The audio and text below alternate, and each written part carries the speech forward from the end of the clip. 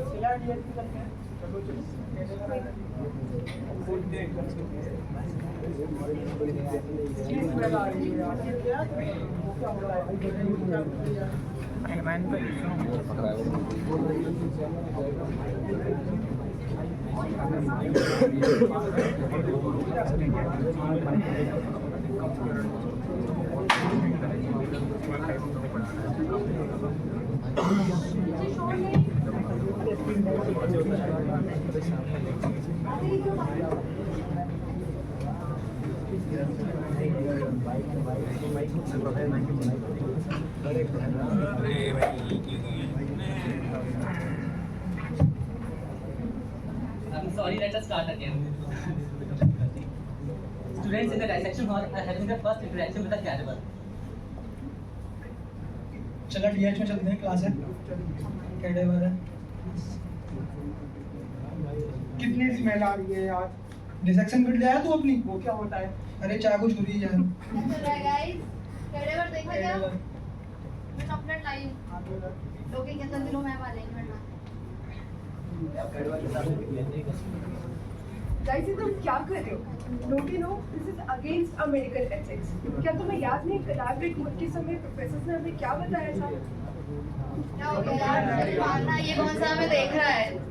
क्या आप जानना चाहते हैं ऐसी डिस्रिस्पेक्ट के बाद कैडेवर कैसा फील कर रहा होगा? आइए जानते हैं उसकी जुबानी। नमस्कार।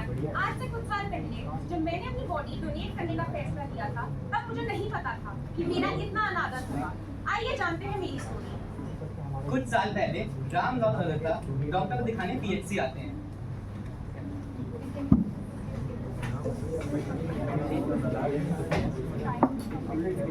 नमस्ते डॉक्टर साहब।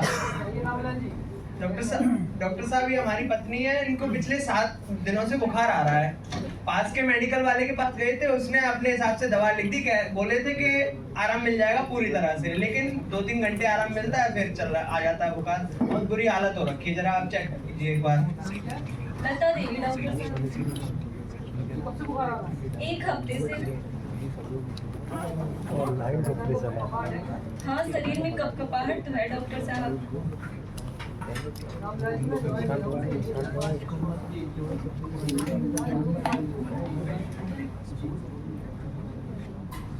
नमस्कार बाबा जी, और सब बढ़िया? बस आपकी थोड़ी फायदा। जी बताइए।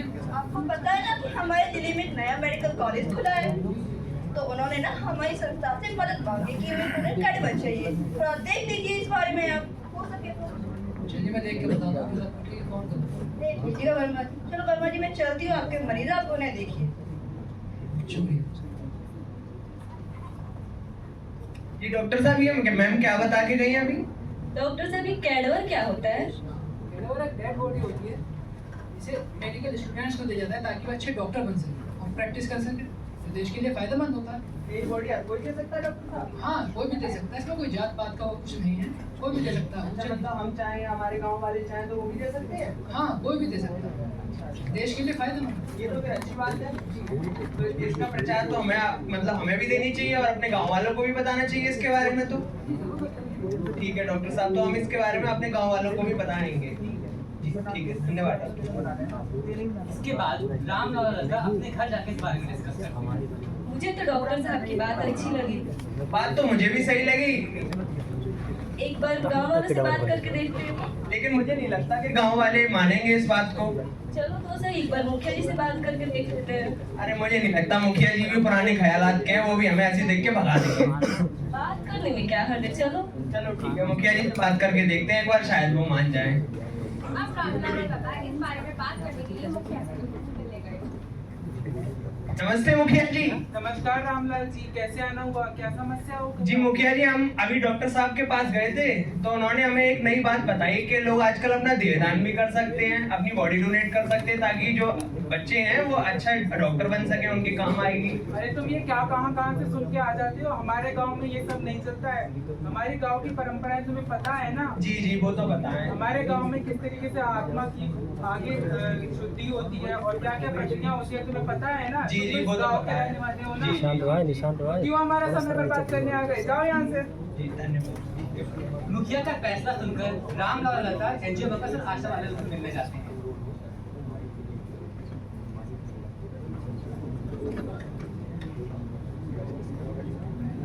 चलिए चलते हैं, मुखिया जी से बात करते हैं। अरे रामलाल तुम राम फिर आ मुखिया गए जी। और इन लोगों को भी लिया है? बात तो सुनिए, बताइए। रामलाल और लता की समस्या सुनकर आशा और एनजीओ वर्कर्स ने मुखिया से बात की और मुखिया ने पंचायत बिठाने का फैसला किया। तो आपकी बात मैंने समझ ली है और मैं इस बात पे एक पंचायत रखने का फैसला करता हूँ। कल सुबह 10 बजे एक पंचायत रखी जाएगी जिसमें आप सभी के सारे बातों को रखा जाएगा गांव वालों के सामने। फिर गांव वाले फैसला करेंगे कि क्या निर्णय होगा। तो कल 10 बजे हम पंचायत में मिलते हैं।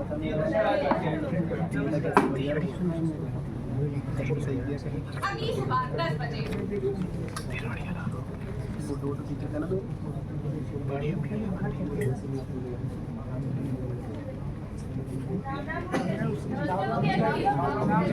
राम। तो सभी लोग आ गए, पंचायत की शुरुआत की जाए।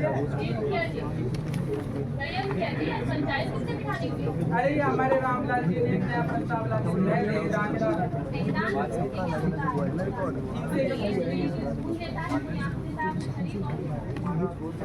आप लोग एक व्यक्ति की जान बचा सकते हैं, लेकिन देहदान से क्या पूरे समाज वो लोग आगे डॉक्टर बनेंगे, जाके ये अपनी शिक्षा में काम आएगा। कैसी बातें कर रही हैं आप मुखिया जी? ये हमारे यहाँ कब से होने लग गया?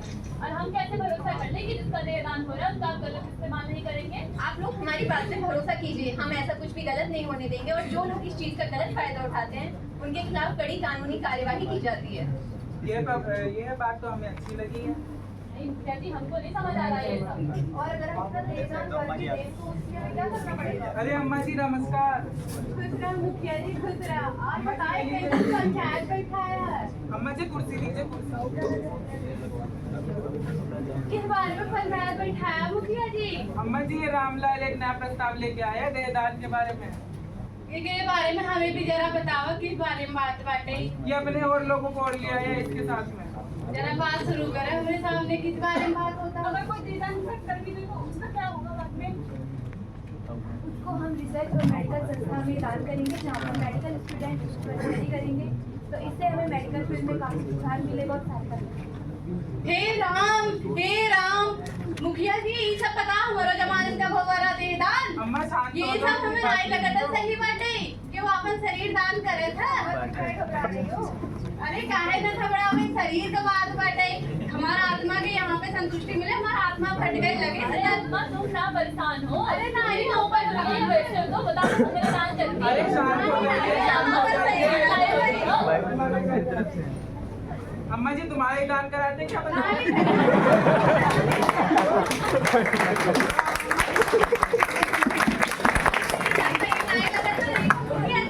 अम्मा जी बात तो सुनिए इनकी। अब आप बात कर लीजिए हमारी। अगर कोई अपना देहदान करके दे तो उसके लिए उसे क्या करना पड़ेगा?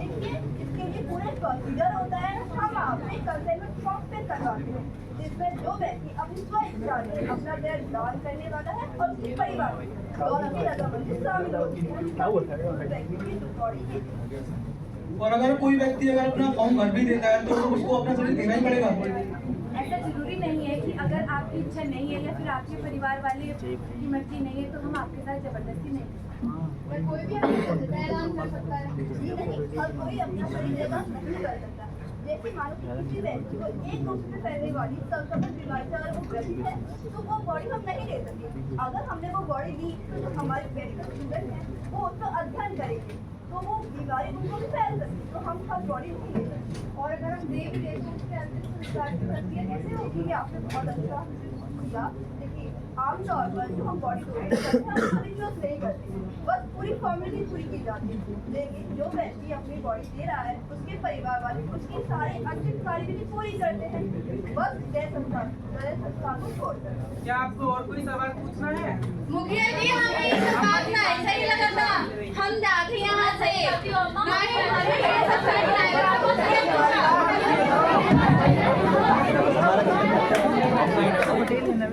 तो मैंने ये फैसला लिया है कि इनका जो देहदान का प्रस्ताव है वह अच्छा है, हमारे कल्याण में है। अगर आपको भी ये प्रस्ताव अच्छा लगता है तो वह आगे आइए।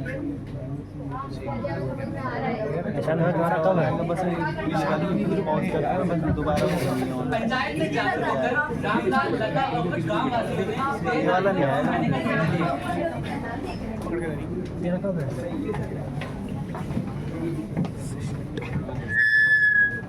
ये वाले किसी और ये तो बोल क्या ये चलना मेन तो नाम है हम भाई नहीं कुछ साल बाद एक मेडिकल कॉलेज में स्टूडेंट्स, टीचर्स एंड पूरा कॉलेज स्टाफ कैडवर को वेलकम करता है और स्टूडेंट्स के डायरेक्ट पोस्ट लेटर है।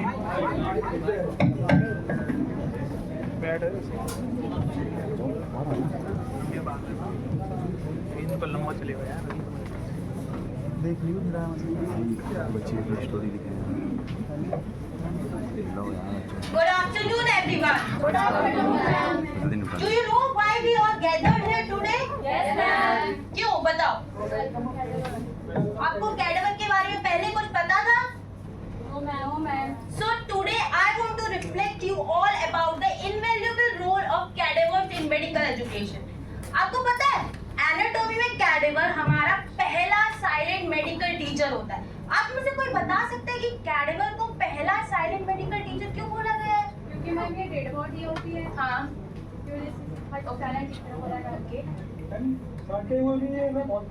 yes. Anyone else?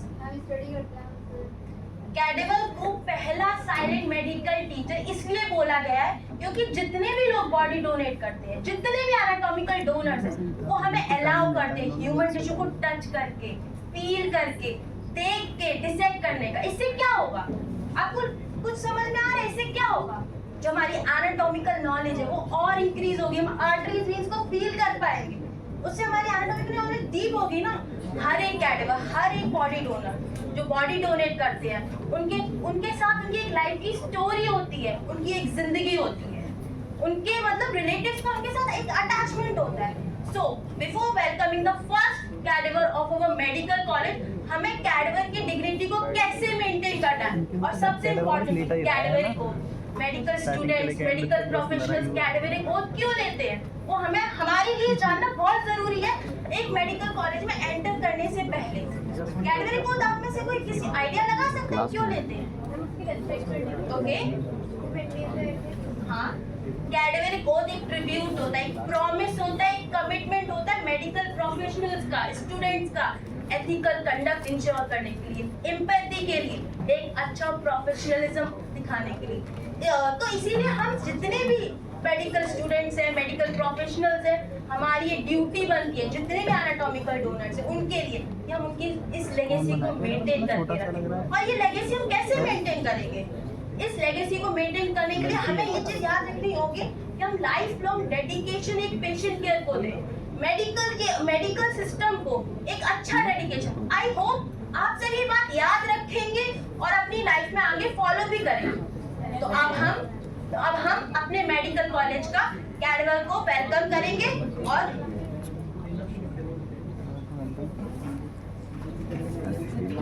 क्या आप जानते हैं कैडवर कौन है? ये कैडवर और कोई नहीं, हमारी प्रिय लता जी है जिन्होंने समाज कल्याण के लिए अपना देह दान किया है।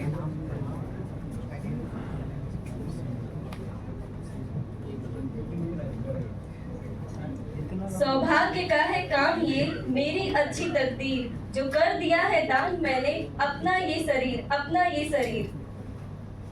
At last, a group leader would like to present a poetry. इंतकाल की माया में बेनाम पड़ा हूं मैं, इंतकाल की माया में बेनाम पड़ा हूं मैं, लेकिन तुम्हारे लिए अभी भी खड़ा हूं मैं, अभी भी खड़ा हूं मैं। यू जो सोचा तुमने ऐसे ही दफनाओगे तुम, यू जो सोचा तुमने ऐसे ही दफनाओगे तुम, आगे पढ़ाई तो करो, मुझे अपने ही पास पाओगे तुम, अपने ही पास पाओगे तुम। जीवन बचाकर अपना रहस्य मैं बताऊंगा, जीवन बचाकर अपना रहस्य मैं बताऊंगा, जरा रख धैर्य सारी बोन तुम्हें पढ़ाऊंगा, जरा रख धैर्य सारी बोन तुम्हें पढ़ाऊंगा। ज्ञान का पूरा सागर हूं मैं, ज्ञान का पूरा सागर हूं मैं, श्रेष्ठ शिक्षा का उचित उदाहरण हूं मैं, श्रेष्ठ शिक्षा का उचित उदाहरण हूं मैं।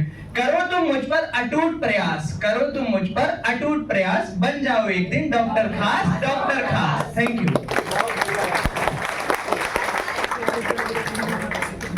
This was us practice and a small effort to explain the importance of cadaver and the myths surrounding it, especially in the rural society. Thank you.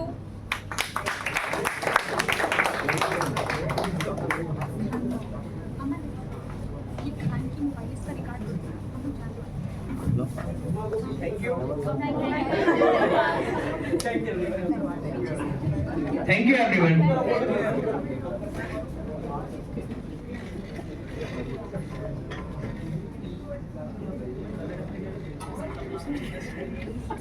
Okay, thank you sir. Thank you teacher.